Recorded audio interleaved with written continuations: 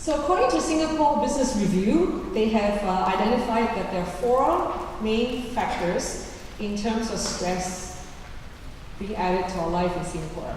Would you like to make a guess what they are? Anyone? What could it be? Deadlines, very good. What else? The boss. What else? Expectations. Very good. So, first one is increasing workloads. Second, expectations. Third, deadlines. And fourth, increasing competition. Do they sound familiar? Is this true for you at your workplace? The reality is none of these 4 are new. I have been working for the last 30 years, and this has been quoted since the time I started working. So really, is it something that we are not able to cope with? Why was it that we were able to cope with it before and possibly not now? When we first started working as a new graduate, we didn't have a lot of work compared to probably the amount of work we have today. And that's probably in recognition that we're now more skilled, we have more experience. So the bosses give us more work to take on and the added responsibility. That's not unrealistic, is it? After all, if nobody added more work onto our plate, we would call that stagnation in our career. An increase in business expectations, every company to survive is likely to have to grow. If we don't grow, then we're probably going to slide backwards. And in the reality of investments is that shareholders want more returns. Customers want better products for less. And we, employees, want more salary, want more bonus, and therefore all the KPIs have to go up. Does it sound familiar? So now do we understand the reason why there's greater and greater business expectations? And the third factor of deadlines. When I first came back to Singapore, I worked on an IT system to implement issuing of policies in an insurance company. When I first stepped into the organization, just for everyone, I had a typewriter on the desk. And they used to type about maybe 20 policies a day. When we first put the IT system in, they produced about 40. A year later, it was 80. And slowly it grew up to 160, 220, and so on. And now we can even send out an email blast of tens of thousands of emails with the press of a button. So we can do a whole lot more today than we did years ago. That is the case for most of us, except those who are in the service industry that is person to person, like doctors. And they may even tell you that it might be slow because now they have to type everything in the computer system. And the fourth is increasing competition. The positive side about increasing competition is that the industry is healthy. Because if it was the reverse, you'll find competitors dropping out. Not just competitors not coming in. The reality is all these changes are accelerated as well due to technology. Which I must say, I was very fortunate to be part of the technology growth at the start of my career, because although I went to university to study biochemistry with the intention to become a doctor, I somehow ended up in computer science. And now I'm back in healthcare. When IT was first introduced to you, you were delighted, weren't you? You were able to do more with less time. And the marketing spiel was, now you have more time with your customers. Now you have more quality time at home. Except that now you get to do more in less amount of time. You were given a mobile device to make you more efficient, so that you can check your emails on the go and you have more time to spend home when you get home. But the fact of the matter is, more people now are sending you messages because it's so easy. And now you have more to reply. And what we don't realize, we are now also spamming our people with our emails and messages. So technology has been a contributing factor for the pace of change and the amount of work we're able to do today compared to years ago. So it's a question whether you want to look at the current situation as the cliche goes, is the cup half full or half empty? Would we really want to work without technology and do far less? Or work in an industry that is sunset instead of sunrise? And if you haven't noticed, one of the sunset industries today is social service sector, which I'm very lucky to be in now. When I first started my career, I was in IT, and that was the sunrise. So maybe some of you need to follow my footsteps. So we have a choice whether we see changes as threats or as opportunities. If we see them as threats, then we're activating our amygdala, which is a stress response system. And this could result in us feeling very angry because now we have shorter deadlines and we have much more workload. And then we blame the boss. But when salary review comes and the boss doesn't give us a lot, then we're upset. So we can't have one without the other. And that's when we get angry. It's the boss' fault. If you get scolded for 5 minutes in a day, and you call that a bad day, 5 minutes is only about 1% of the entire time you're working in the office. 1%. Who was scolding you the 99%, which is the rest of the day? You got the answer? Ourselves. So this is where mindfulness comes in to help us learn how to let go of the past. If the scolding has really taken place, we let it go. We do not have the voice of our boss ruminate in our head over and over again. And worse still, bring our boss home, which is the last person you want to bring home. Or you had an argument at home, and then you bring your spouse to work in your head. That's not a good idea. Or your mother-in-law. Ooh, I'm a woman, so I can say that. If you're a man, you can't say that. So either we get angry, or we get very fearful. And the thoughts that come out in our mind will feel that fear. I can't keep up. All these changes. What are people going to think of me? I'm going to fail. And I'm going to lose my job. The younger people coming on stream is going to displace me. These kind of thoughts will just erode our confidence. It will only cause us to be very negative, and our performance will decline as a result, because we talk ourselves down. So first, just have that awareness that these are the kind of thoughts that go on in our mind. And then secondly, to switch out of these kind of thoughts, because they're not healthy. So technology will continue to be part and parcel of our life. And I recently went to a CIO conference this week. CIO stands for Chief Information Officer.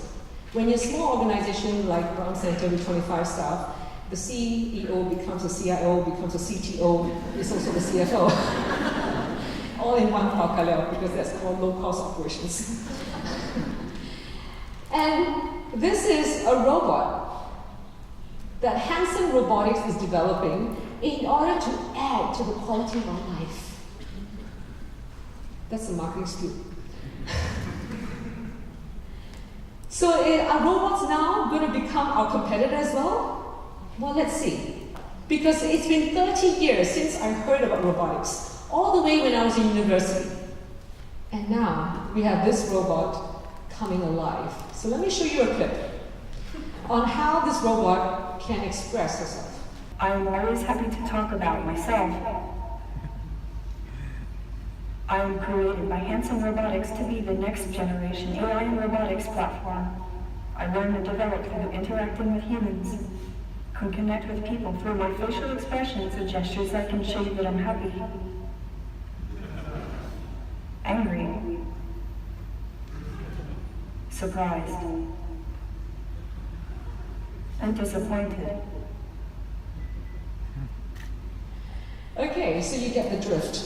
So what it promises to do is to help out in education. So those of you who are educators, you have to be worried now that a robot is going to be taking over your place. You remember the time when video conferencing became one of the leading technologies, and that we do not need an educator in every classroom. That hasn't happened. People would still like to be taught by a human, rather than somebody on the screen being beamed from across the world. 30 years ago, we talked about linguistics as part of artificial intelligence. The difficulty of language makes it very hard for computer systems to understand what we really mean. Because language, or the meaning of language, is very contextual. And if we put on a different expression, the same word could mean differently. So 30 years later, actually artificial intelligence hasn't come this far in terms of trying to replace the intelligence of humans. What it has been able to do is robotics assemble cars. Robotics that move all the containers in our port. And robots to clean the house. But these robots ain't gonna work without the humans being involved, because they still need to be operated by humans and they have to be maintained by humans. So look out for the opportunities instead of fearing now robots coming into our life. And language is so complex that men and women, although we've existed tens of thousands of years, we still have difficulty understanding each other. So you're worried about a robot taking over your life? It might actually be good for someone with advanced dementia.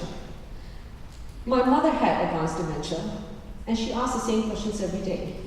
Now that's when a robot becomes very helpful. Because it won't matter how many times she asks a question, the robot will be very patiently answering the same each time and taking care of her needs each time. So there are uses for it. So instead of looking at changes as threats, where our amygdala is going to be activated, look at these changes as opportunities. Thankfully, for people's mind being always changing, new fashion designers can still come into the market despite the so-called saturation and still be able to sell the new branded clothes. And sometimes it's just new branding. The clothes look pretty similar. And that's because the human nature is such that it craves for change. So if you look at every change as an opportunity, you will be able to leverage on it instead of fearing it. So I was very impressed by a gentleman I met at M1, and recently when I gave a lunch seminar, I asked him, what do you do? And he said, I'm an information security specialist. I said, oh, that's very interesting. I said, when did you become an information security specialist? Because this is a field that has started only becoming very important over the last 10 to 15 years. And he said he used to look after infrastructure.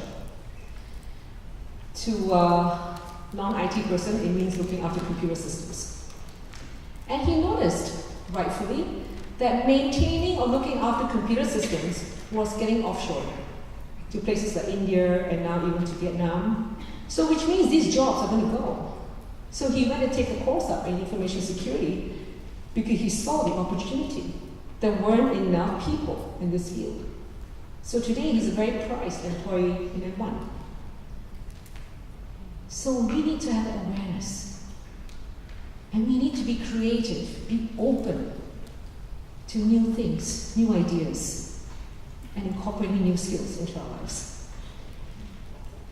So instead of operating out of our amygdala, this is where we apply mindfulness, to switch into our prefrontal cortex, to be creative and to have a focus on creating solutions instead of focusing on the problem. When we're focusing on the problem, our amygdala is activated because we feel the sense that we're losing control. When we shift to focusing on the solution, we'll have great ideas because that's when our prefrontal cortex is in operation. So Milton in 1667 quoted, "The mind within its own place in itself can make a heaven of hell, a hell of heaven." So it's about changing the perception. And that overthinking is the biggest cause of unhappiness. So stop blaming your boss. And that's why I tell my staff too. When they don't get something right, I have to tell them. That's my job. But if they bring me home, that's not my problem.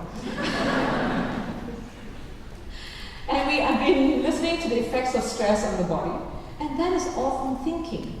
When you're criticizing someone over and over again in your mind, you are creating stress in your body. And you are the one putting your health at risk. So with that awareness to stop, breathe, and let it go. Now, this may be easier said than done, and that's true. And that's why it takes practice, because it's about developing a new habit. Instead of indulging the old habit of rumination, thinking of something, especially when it's unpleasant, over and over again, and not willing or wanting or able to let the past go. So Richard Davidson, who's a psychologist and neuroscientist, in fact, he's one of the pioneers in doing fMRI research on the effects of mindfulness and emotions on the brain. The other book that he's written is called Altered Traits. And he talks about the difference in the child who has ADHD or Asperger, on why they need to avoid eye contact. Very interesting findings that he has, which I highly recommend you to look into his publications. And he said, the key to a healthy life is having a healthy mind. And it's so true, isn't it? When we have a healthy mind, we can take on a whole lot more. It doesn't matter how difficult something is, because we put the judgment aside and we focus on what's in front of us and look for solutions. Now, you recognize me? This was when I was much younger, much better looking. I was in my 20s when I first started a technology company. It wasn't trendy then. So whenever people ask me, are you about 30? Because it's very hard for them to fathom that a 25-year-old can start a company in those days. I said, yeah, about there. And I had to put on heavy makeup and look older, dress older, and so on. But now, of course, I try to look young. After starting the company, and it was very successful, and I thought, you know what, I need a break. I'm going to go to Hawaii. So I went to Hawaii. But I realized that I wasn't enjoying myself, because only my body was in Hawaii. My mind was still back in Singapore. Worrying about whether my staff can handle the problems at work, whether my customers are happy, and whether the invoices were being issued and the payments were actually coming in. Because like anyone in business, you'll be worried about cash flow. Because if you don't have cash flow, your business is strangled. It doesn't matter how profitable your company is. And that's when I thought to myself, you know what? Well, this is very stressful. It's no point, right? Being successful, have a lot of money, but my mind is just all over the place. So that's when I started my mindfulness journey in 2001. So in 2002, I landed in Singapore Airlines. And I took on a team of about 114 people, managing over 70 projects at any one time. And this was for the whole SIA group. But I wasn't stressed. So when I teach mindfulness, or when I talk about mindfulness, it's not from a conceptual perspective. It's about the fact that I have walked this journey. And that's why I'm so passionate about it, because it worked. It worked for me. And therefore, I know it can work for others too. And the focus, or the mindfulness I practiced then, was focusing on finding solutions. Because every IT project had risks. But it's not to focus on risk. It's to focus on what the mitigation you can take to minimize the risk or to tackle the problem or the issue when it actually does arise. And when I got everyone focusing on finding solutions, people were not stressed. And they were able to produce to the point that 75% of all the projects were delivered on time. And 99% of the projects were on budget. And this was remarkable, even against the benchmark of the whole industry. And that was because it was all prefrontal cortex work instead of amygdala. So the 4-week Mindfulness Foundation course that we conduct at Brahm Centre for the general public focuses a lot on, first of all, having the awareness of body and mind, connecting the mind to the body that records the stress. Sometimes you will meet somebody and says, "Are you stressed?" "No lah, I'm not stressed." I say, "Oh, okay, very good. How are you feeling?" "Ah, yeah, pain here, pain there." So when you go into denial, we're not stressed. The body can't lie. So when you feel pain, tightness along your shoulders, sometimes back pain, sometimes irritable bowel syndrome, you've got a gut problem, these are all signs of stress that has become somewhat chronic. So please take care of your body or anyone that you know who may be facing that sort of condition. So in the second lesson, we enable people to understand a bit more about habits of the mind. And this is when they start to reduce stress, because then they realize they have skills to help themselves overcome the triggers and knowing the sources of stress. And realizing that the mind has such an amazing ability to tell stories. We can create something into catastrophe when it's something really small. Which is why John Kabat-Zinn's book is called Full Catastrophe Living. When the publisher first got the title, he said, "Hey, you cannot call it Full Catastrophe Living." And he insisted. And it's true. When you read that book, you understand how we can exaggerate small little things into something very, very massive. And that's what arguments are usually based on. People argue after a while, they can't remember why they started arguing, because it's all about just wanting to win the argument. And the fourth is about developing the empathy in order to enhance relationships. Our happiness comes from good relationships. When we go to work and we don't have good relationships, or we go home and we don't have good relationships, that's when the quality of our life starts to degrade. And that's because we're not connected with the self, and therefore we have little empathy for others. And when we start to reverse that, we see our relationships improving. And that's when our quality of happiness comes right back. So for the workplace, as many organizations would like to ensure that if they're going to invest in training in their employees, they want return on investment. So we do add on a few other components, and that is mindful communications to improve on how they communicate with each other. This is also a module that's included in the MBSR program, Mindfulness-Based Stress Reduction. And it's about enhancing teamwork. So this is a 3-hour session program, and the other one's a 2-hour session program. So we have done, in fact, more than 5 months now for AIC. And I'd like to just share with you, like based on the most recent March 2018 group, they usually send about 20 people each time. And Masnita was very pleased to say, "You know, I'm going to give a testimony." And so she did. She says, "The mindfulness course has changed my life. I've become mindful in listening and how to respond to stressful situations. I now manage my emotions better and learn to be kind to myself. My children have also become more helpful and take their initiatives because I no longer nag them." So your kids will be very happy with you. And my husband has also noticed the changes.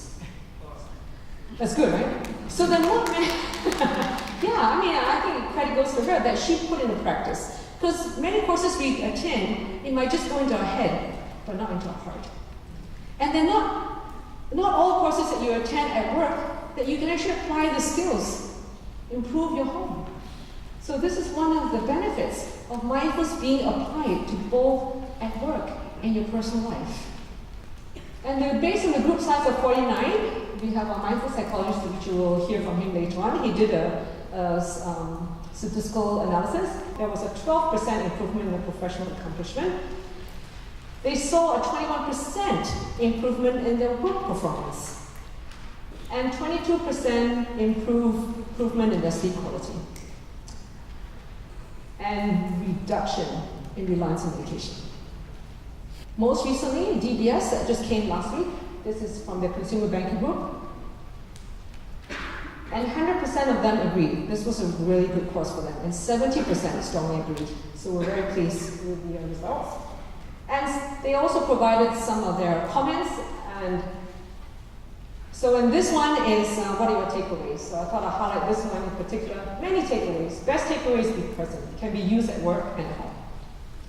And the next set of comments was from, what would you offer as a quote to people who haven't taken this course? So I picked this one because it says YOLO. And I thought, what the hell is YOLO? Okay, now it shows up my age, right? So I had to go and Google YOLO. Oh, you only live once. How many of you didn't know like me? Thank you, I don't feel so bad. So anytime people are upset with us, we can just say, YOLO. Let go. This is a life skill to have. So studies show that happiness makes people 12% more productive, and unhappy workers become less productive. So those of you who are bosses here, what we need for our staff to do is to learn to let go of things they can't change and focus on the things that they can. And that's when we get a whole lot more productivity out of our staff. And happy employees means happy customers, right? And happy customers mean happier profits. So thank you everyone for your kind attention.